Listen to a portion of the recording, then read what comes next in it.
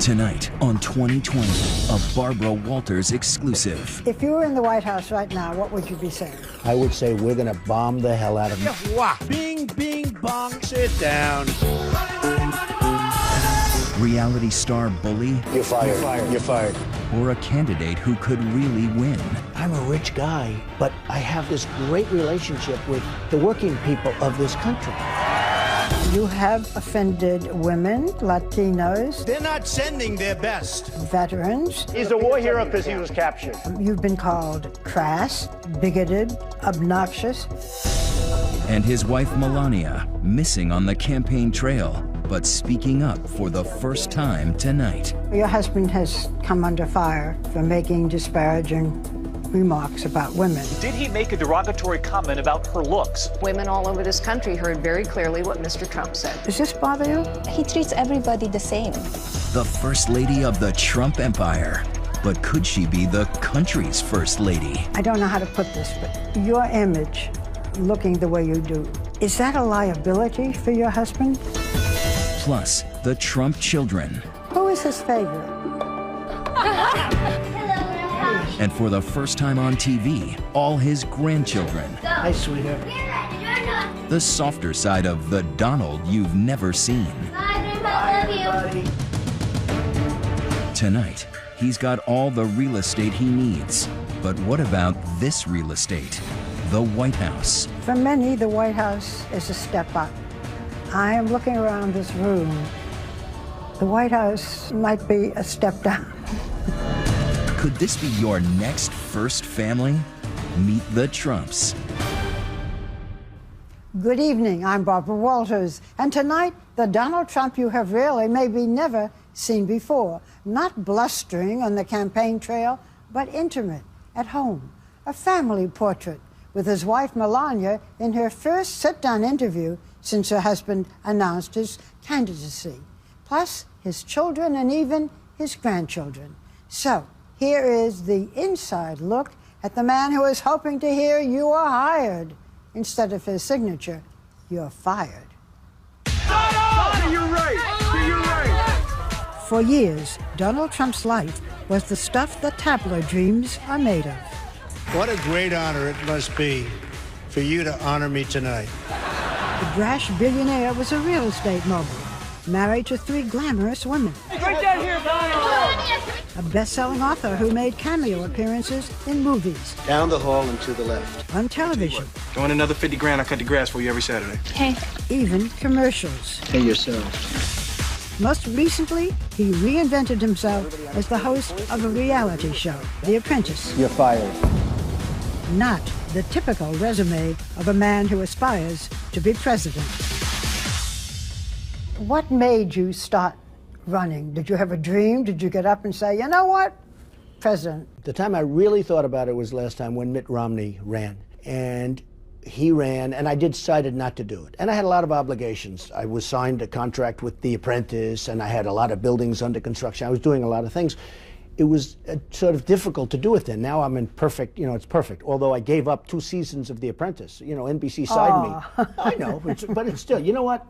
It's a lot of money, and it's 2 years of primetime television and other things. But this time I said I'm going to do it myself. But Donald Trump is a candidate unlike any other. Because our leaders are stupid. Stupid people. Wah. Bing, bing, bong, and that. With his lack of propriety, Donald Trump. Trump has made the theater of politics popular. The only one qualified to interview me is me. But some say it is also less than presidential. You used to call me on the cell phone. We are in that moment today where there seems to be no distinguishing between reality TV, celebrity, and political or hard news. He is the most reality TV star of a candidate that's ever existed at the most reality TV time in America. I first met Donald Trump in 1987. Michael Jackson was at the top of the charts. Hair was big, greed was good. Greed works. And then 41-year-old Donald Trump was flying high.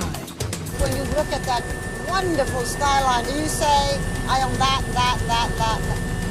Well, I look at that skyline, Barbara, and I really say it's the greatest in the world, and I'm very proud to be a part of it. In the Big Apple, The trump card was an ace. Anything else you want to buy as you look out there? Any good properties that we can see? I'd really like to buy everything if that were possible. I bet you would. What about Central Park? No, I think that should be preserved and left, and Donald Trump should not be allowed to touch Central Park. A lot of people are very relieved. But Trump was already dreaming about his next conquest, a future far more grand than just Prince of the City. New York developer Donald Trump charging American foreign policy lacks backbone. Is he running for something? It was the beginning of a long flirtation with the greatest get of all. We're going to see whether or not I'm going to run. Are you running for president? I have never been so serious as I am now. Finally, after almost 30 years, the man who might be president sailed down an escalator for his surreal moment of destiny. I am officially running for President of the United States. His speech was one of the most jaw-dropping presidential bids in history. Country great again. The U.S. has become a dumping ground for everybody else's problems. We have losers. They're laughing at us. His thoughts about immigration provocative, to say the least. When Mexico sends its people, they're not sending their best. They're bringing drugs, they're bringing crime, they're rapists, and some, I assume, are good people. I will build a great, great wall on our southern border, and I will have Mexico pay for that wall. How do you plan to do this? Okay, ready? Yeah. First of all, we have to build a wall. We have to create a border. We have to have a wall. We're going to have a wall. It's going to be a real wall, not a little wall that they drive trucks with drugs over the top of it, okay? You see the pictures in the newspapers where they have ramps right over the little wall. And it's not going to be hard to build. It's going to be done, hey, who's better at building than me? I know exactly what to do. New fallout for Donald Trump. Unlike any ordinary candidate, Trump didn't back off. He doubled down and set off a firestorm. Well, call it another Trump dump. Macy's is now cutting ties with Republican presidential candidate Donald Trump. When you send these people out, what do you do with the women and children? They're going to go with them. Oh, everybody. You have to send the whole sure, family. it's got to be a family unit. It's going to be done humanely. You speak your mind, heaven knows. You have sometimes offended women, Latinos, veterans. How can you unify the country when you make these divisive statements? Women respect me, they like me, and they know I'm going to take care of them. I'm going to protect them. The people that are here legally, Hispanics, like me because they don't want people coming in and taking their jobs. Do you speak any Spanish? No. This is an English-speaking country, remember? They want From the beginning, what the hell are we getting involved for? Come on, his folks, inflammatory comments have drawn criticism from every quarter. Let's go, baby. Trump's running for president, like, this is your worst nightmare. Could he actually win? No freaking way! Trump is the shock jock of the political campaign, but it's paying off big in the polls. He is now at the top of the pack for the Republican nomination. After you announced your run for the presidency, there was a cover story in the Daily News that showed you as a clown. You've been called crass, bigoted, obnoxious. Any of this bother you, or does it all? No, nobody calls me a clown now, I can tell you that. And you're right, at the beginning they were doing everything they could. Everybody was trying to belittle because that's what they do. Now they've gained great respect because I've gone from going into a race that everybody said I wasn't going to enter, and I went bing, up, and now I'm leading by a lot. So I've spent less money and I'm in #1 position. Other people have spent $30, $40 million and they're dying. I used some words to describe you disparagingly. What words would you use to describe Donald Trump? Well, I mean, I'll give you the positive. I've always had great imagination. I've had great success with money. But what they say is he a nice person? And I think actually I am a nice person, but I think the thing that will surprise people, I'll be a unifier. I think I'll bring people together. And that includes blacks and whites and everything. I think people will come together. But the man who calls himself a unifier has had a divisive history on the campaign trail. 1 second. No. I didn't want to. Donald, you cannot take more energy tonight. I like that. I never attacked him on his look, and believe me, there's plenty of subject matter right there. You have said that one of the most important aspects in your personality is winning. Why winning? What about it's not whether you win or lose, it's how you play the game? I like winning better. Look, we have to win. Okay. Our country has to win. Our country's been losing for so long, it can't go on like this. We're not going to have a country left. I kid when I say you're going to win so much if I win the election. You're going to win so much at trade, military, every way. You're going to win so much, you're going to get sick and tired of winning. We lose every single way you can lose, we lose. And when Paris was attacked in a violent wave of terrorism, candidate Trump blasted back. If they had guns, it would have been a much, much different situation. If you were president, what would you do to protect Americans from such an attack? Would you bomb Syria? I would bomb wherever they are. Right now, we're being so politically correct. Nice and gentle, nice and gentle. We've got a cancer there, and the cancer is ISIS. Life means nothing to them. France has declared a war on ISIS. Should we declare war? I think so. Why not? Because right now, they're getting people who have this great respect for ISIS, because ISIS is getting away with murder. They're knocking out airplanes. They're knocking out nightclubs in Paris. You can't let that happen. You have said that you could reason with anyone from Putin to the Chinese leaders. If you had an opportunity to speak with a leader of ISIS, what would you say? You got to take them out, Barbara, and you got to take them out swiftly and strongly. As far as ISIS is concerned, that's a different thing. These people are crazy, okay? These people are crazy. You called President Obama, I'm quoting, insane for allowing Syrian refugees into this country. We have no idea, Barbara, who they are. If you were in the White House right now, what would you be saying? Oh, I would be saying, let's go, folks. And I would be getting other let's countries. Go, folks. Look, I am the most militaristic person. I will make our military so strong and so powerful, nobody's going to mess with us. Coming up, a glimpse at a campaign trail like no other. Does anybody want to take a ride? And in rare interviews, Donald Trump's very own First Lady, Melania. Is yours a marriage of equals? His children, and even his grandchildren. Next on Meet the Trumps.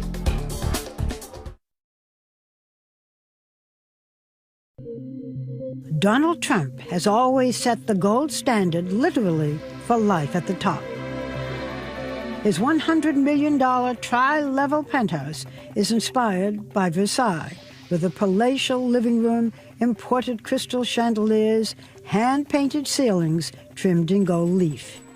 It has sweeping views of New York City from every side. You have said that success is a kind of drug, and it's too powerful for most people to handle. How do you handle success? Well, a lot of people can't handle success. I've seen it. A lot of people can't win. They don't know how to win. You see it in sports where they're right on the threshold of win, and then they can't get it over the line. It's an amazing thing. Winning is tough. I always said winning is somewhat maybe innate. Maybe it's just something you have. You know, you have the winning gene, but I've seen it. I've seen great talent, both in business and lots of other things. They should be able to do it, and they can't get the ball over the line. You are a winner? I think so. I mean, I'm looking around. Yeah, there's a lot of gold here. You've done pretty well, in right? That sense. He shares this palace in the sky with his beautiful and graceful wife, Melania. Hello. Look who we have. She has been mostly absent from the campaign trail until tonight. You too. Come join us. Mrs. Trump, it's a pleasure to see you, and we don't see you that often. You're not on the campaign trail. How do you feel about campaigning?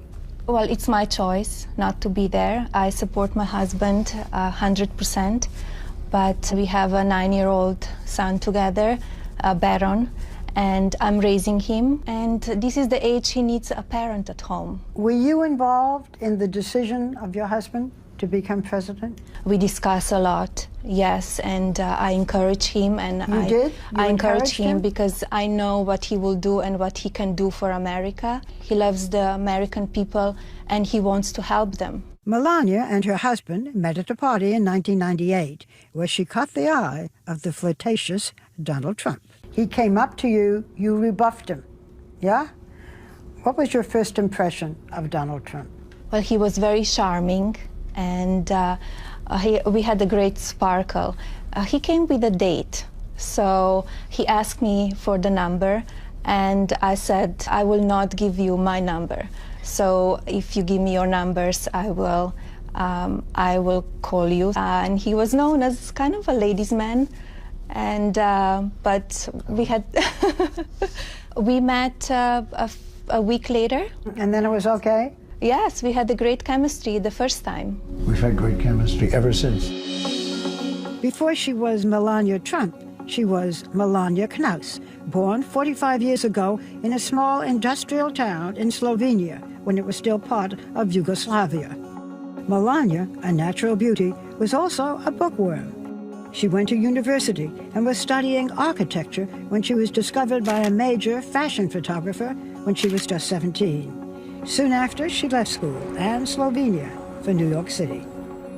Who would imagine that the quiet girl from Slovenia would end up the wife of a mega billionaire? Their relationship made international news, not just because it was a May-December romance, he is 24 years older, but because of Donald's previous 2 high-profile marriages and even higher-profile divorces. Are you following the Trump thing? You can't miss it. The latest dispatch from the front in the battle of Trump versus Trump. The front-page fiasco of lovers, lawyers, and large settlements. The first, a 13-year-old marriage to the stunning Czech model, Ivana Zelenkova, and the second to actress Mala Maples. At last, they are Mr. and Mrs. Trump. I give it 4 months. Actually, it lasted just under 4 years. But today it seems the third time is indeed the charm. It's been 10 years since Donald and Melania said "I do" in a lavish affair at Trump's Mar-a-Lago estate in Florida. 1 year later, they welcomed a son, Barron, who is now 9. This is your third marriage. What's different this time? Well, I think I understand life. I've gone through tremendous amounts of everything, deals and building companies and taking care of people. How does that help marriage? Well, it hurts marriage because you're working all the time. What I did is I worked so hard that I think it was a very, very hard thing for somebody to compete with. Your husband has been married twice before. Did you have any concerns that it might not work out? No, I didn't have any concerns. We have a great chemistry, and to be with the man as my husband is, you need to know who you are. You need to have a very independent life as well, and supporting him. You need to be very smart and quick and be there for him when he needs you. Is yours a marriage of equals? I would say yes. I would say no. No, I think she's far greater than the 50%. No, we have a very, very, pretty much equal relationship, yes. Wouldn't you say? Melania, how do you do? How do you do? But if the Trumps win the White House, Melania will have 2 noteworthy distinctions. The first foreign-born First Lady since John Quincy Adams' wife Louisa, and the first First Lady to have posed in a picture like this. I don't know how to put this, but your image, looking the way you do, is that a liability for your husband? I don't think so. I don't think so. I think people will always judge. Maybe they will say, oh, the past that you have, the way you were modeling, that's part of the job that I was doing. I was a very successful model. And I did some photo shoots. Yes, they were a little risky, but nothing more than you see every year in Sport Illustrated. She was actually in Sports Illustrated, which I just saw that picture the other day. It was beautiful. But I will say this, if I'm lucky enough to win, the public will be so lucky to have Melania as the First Lady. She will be so beautiful and elegant and good from the heart. She will be a fabulous First Lady. First Ladies are expected to have a cause. If you have a cause, what would it be? I'm very involved in charities now, many, many charities, involving children, involving many different diseases, and I will, you know, if the time comes, I will choose what is dearest to my heart and work on that 100%. Do you give your husband any advice on the debates? We discuss, I tell him my opinions. Give me an example of a piece of advice that you've given your husband that he has taken. I will keep it private. Well, she's told me, and I can tell you, she's told me a couple of times during the debate, she was very happy with my performances, if you want to call them a performance, but she said you could tone it down a little bit on occasion, which I understand. In the center of the stage tonight, businessman Donald Trump. And speaking of tone, I wondered if Melania had ever taken her husband to task on his tone toward women on the campaign trail. Did he make a derogatory comment attacking Carly Fiorina? Insulting the way she looked. He said, look at that face. Would anyone vote for that? I think women all over this country heard very clearly what Mr. Trump said. You know your husband has come under fire here and there for making disparaging remarks about women. Does this bother you? It doesn't bother me. He treats everybody the same. He talked about men as well, not about the women only. Maybe they just go into a little bit more details when he says something about the women. While Melania laments the amount of time campaigning cost their marriage, the couple insists that at heart, they're homebodies. When he comes home, we spend time together, two of us and Baron. Just be at home, because that's really quality time together. And why not, when for now, home is this lavish penthouse apartment, not Pennsylvania Avenue. For many, the White House is a step up. I am looking around this room. The White House might be a step down. The White House is the White House. It's just a spectacular place. And, you know, it's something that represents something very special. Next, the brand, the Boeing, the billions. I'm really rich. But is all that bankable at the ballot box? What's the downside of being part of the 1% of the richest people in America, especially when you're trying to reach the middle class? When we return.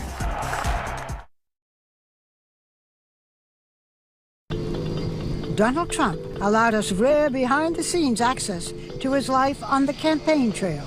For Trump, membership in the Billionaires Club does have its privileges. He travels on what is known as Trump Force One, a Boeing 757 that seats dozens of passengers.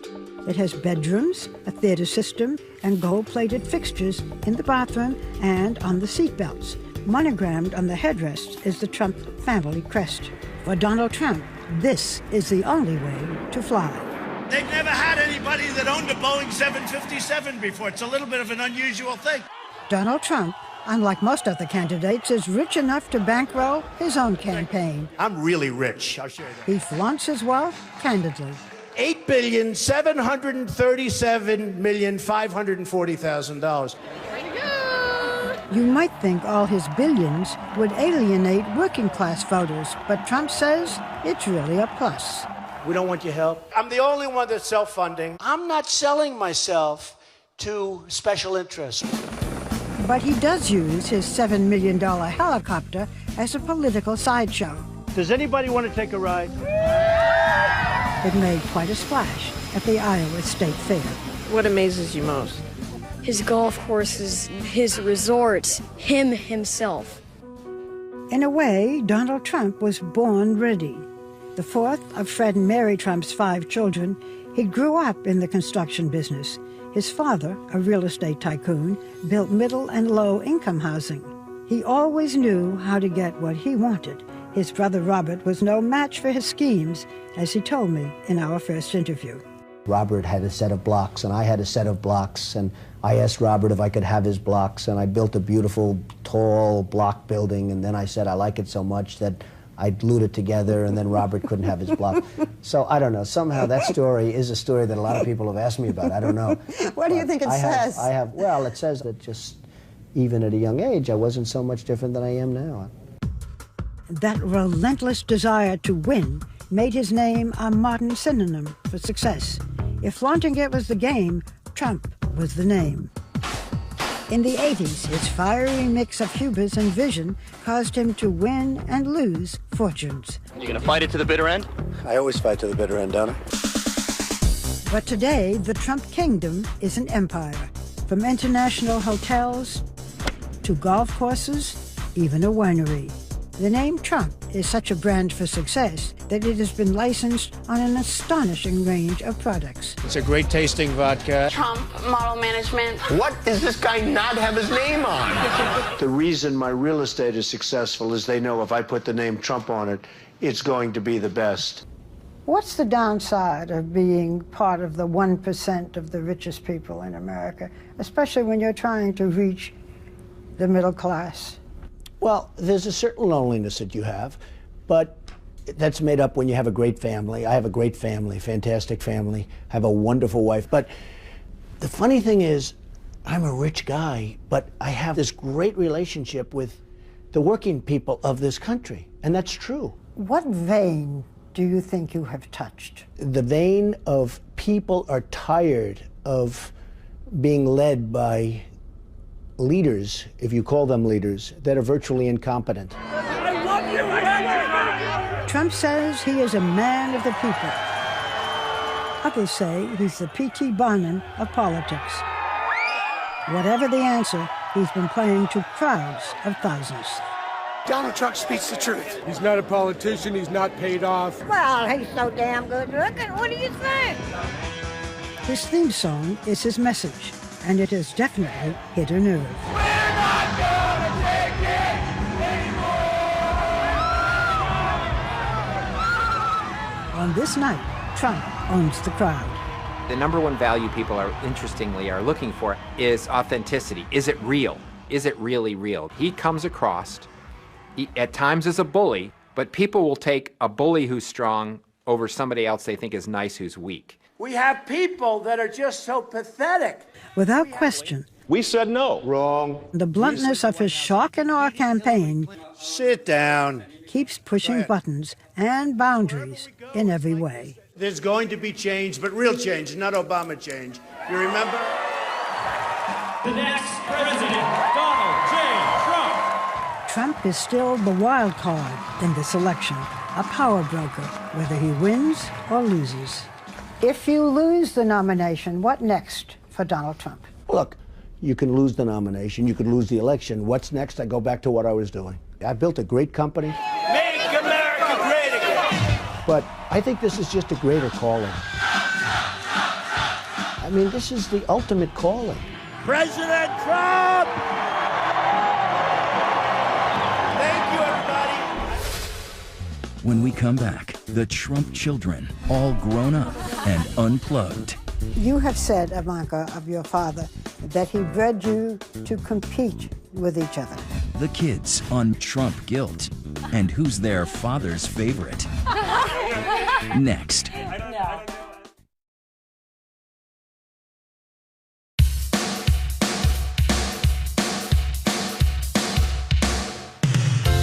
For every kid, there comes a point where your parents stop being cool. The things they say. It's going to be you. The things they do. Only on the cell phone. I swear it's cool. But the Trump children swear they are the exception. Do any of you make fun of your father's hair? Well, I like not to because you never know what happens genetically. I'm saying it's doing okay. It is funny because it's the only hair we've ever known, but people seem fascinated. This week, I sat down with Donald Trump's 4 oldest children. Donald Jr., 37, Ivanka, 34, Eric, 31, and Tiffany, 22. Not surprisingly, they all think their father would make the perfect president. What makes your father tick? Work. Honestly, work and family. He's the last man you'll ever see that'll take 3 weeks and go to Aspen or 3 weeks and go somewhere. I mean, he loves work.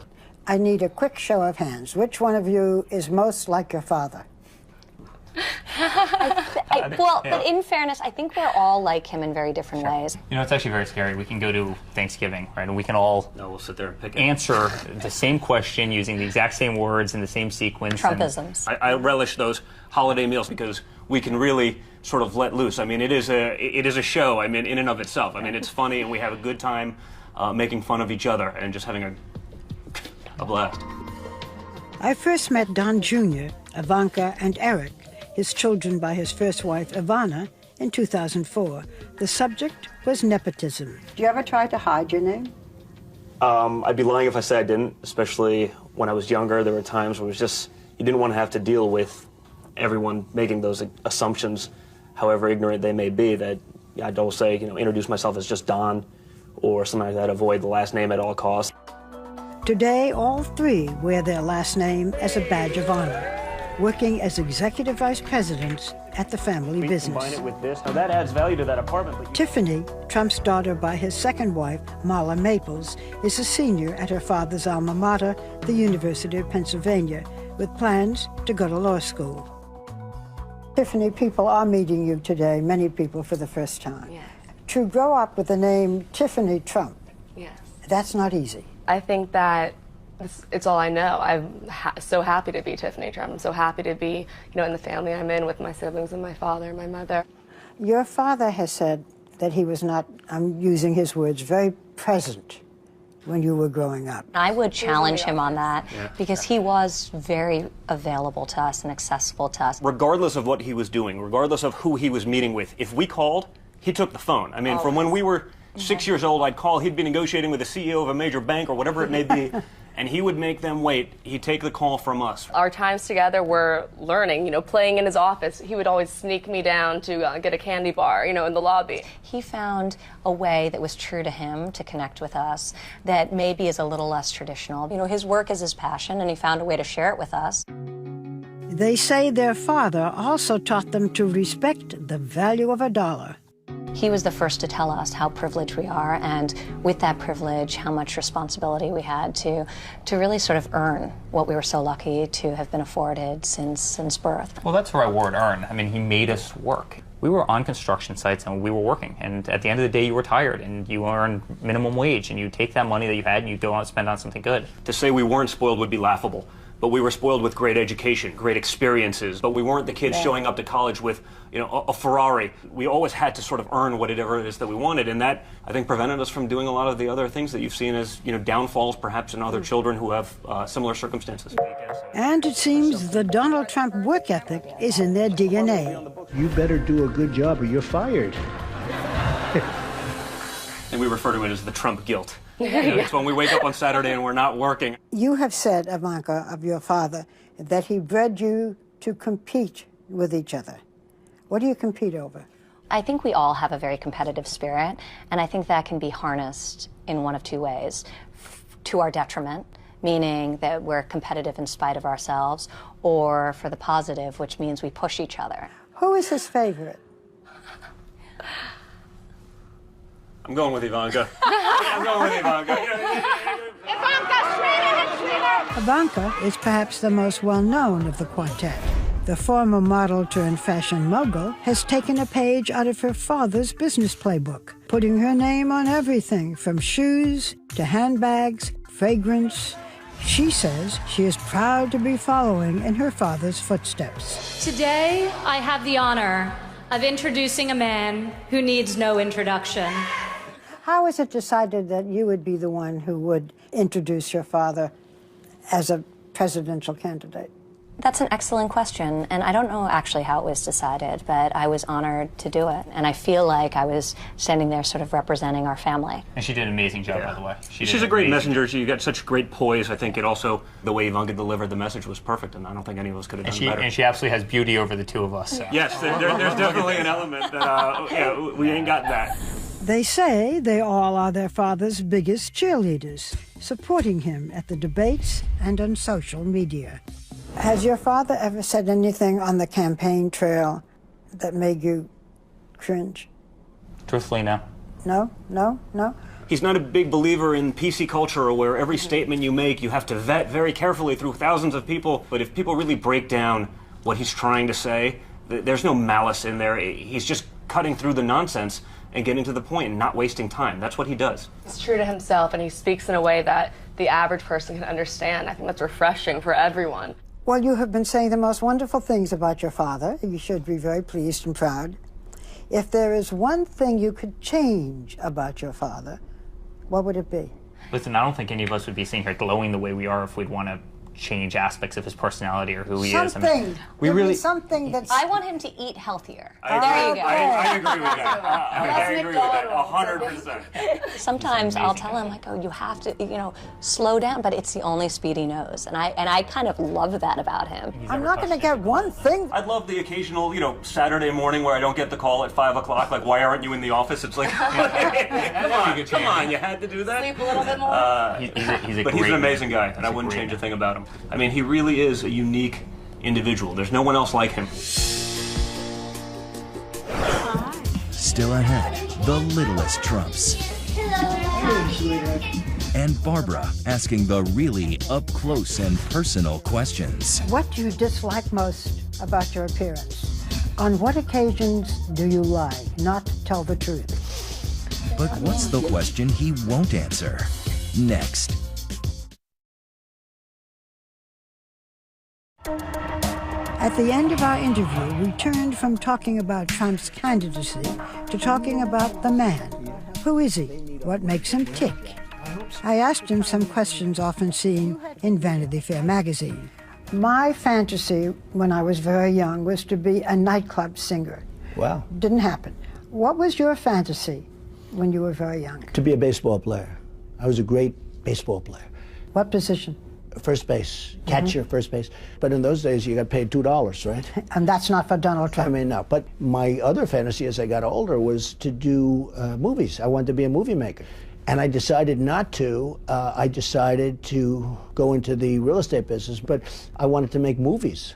Make them, not be in them. No, make them. I want to make them. What do you dislike most about your appearance? I like my appearance. I mean, people would say, my hair's not bad. You know it's my hair. Last time you started pulling my hair with your great show last time. Is this part of your image, or is it covering a bald spot? It's a funny thing. I've always, combed it this way. I was probably maybe a little bit more... Always combed it down? Well, I really don't. It's really combed back. If you really look, it's combed sort of back. Come on, Barbara, get over here. Now you're going to mess it up for this interview. No, okay. I'll fix there. Well, after that, everyone knows it's real. Okay, I'll go on. What is your greatest fear? Well, I don't want to reveal fears, because if I reveal fears, I'm giving up something. This is what I say. I hate when I see generals being interviewed because they're telling things that the enemy... I don't like revealing weaknesses. And, you know, we all have certain fears, and everybody has fears, but I don't like revealing my fears. Okay, what's the trait you most deplore in yourself? Well, it's the one I like best, and it's the one that it's a little bit tough for people. I never, ever quit. I never give up. And in one way, that can be a little aggravating to people. In another way, I think it's a good trait. What do you dream about most frequently? I have good dreams, just having a good life. Good family, good life. So important. You know, Barbara, I see people that are very wealthy, friends of mine that are immensely wealthy people, the wealthiest people in the world. A lot of them aren't happy. They don't have a good family life. They don't have a good marriage. They don't have good kids, or their kids are on drugs. And the happiest people I see are people that have a great family life. On what occasions do you lie? Do I? Lie. Not tell the truth. Well, I think I will oftentimes, and I don't call it a lie, I call it a fib. If somebody's not looking good, I never would say that. I'll say, you're looking good, or you're feeling good, how you doing? And somebody could say that's a lie or it's a fib, but they don't look good. But, you know, I do it. I don't want to hurt people's feelings. Believe it or not, I have a lot of feeling toward that. I don't want to hurt people's feelings. Is there anything that you want that you don't have? Well, I think the one thing that I want right now is the presidency. I will do a great job, and I'll make a lot of people happy. It'll be a very positive thing. I don't need it for myself, for my ego. I just think I do a great job.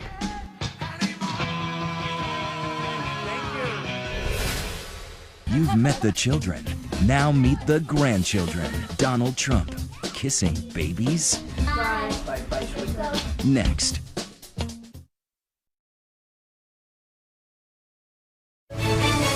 Once again, Barbara Walters with Meet the Trumps. It's a very different side of Donald Trump, the soft one. Breaking from the daily grind to greet his 7 grandchildren. Look at this, huh? What a troop. What is your father like as a grandfather? He's been great. You know, he's at a different great. stage in his life, so he's able to relax a little bit more and be a grandfather. Everyone having a good time? I can see my kids just running up to him and giving a hug. They just respect him a lot. Seems even the littlest Trumps are already learning from Grandpa. A few months ago, we're walking down the street, and my daughter sees a large pothole in the middle of a New York City street. And she looks at me and she goes, "Mom, Grandpa would not like that." So it's very cute. And she's 4. So she's observed him. Definitely genetics. Yeah. Those grandchildren, ranging in age from 17 months to 8 years old, have an unlikely uncle in 9-year-old Barron. Why is your head on a baseball over there? Which one? While we were there, Barron made a cameo appearance at his father's office. He's very close in age to my two oldest kids. They're like best friends. How old is Barron now? Barron's 9 now. He's very close to my 8-year-old and my almost 7-year-old, and they have a great relationship. So it's almost, we joke, you have to really respect your uncle, even though there's a 1-year difference. So that drives my kids crazy. But they play almost as though they're, you know, cousins or brothers and sisters when we are together as a family. So it's a great way to really tie all of it together. So say goodbye, everybody. Come on. Bye. Bye, bye, sweetie. Bye, Bye, everybody. Bye. Donald Trump is saying goodbye, everybody. And now we're saying it too. We thank you so much for watching. I'm Barbara Walters. For all of us here at 2020 and ABC News, good night and have a wonderful weekend.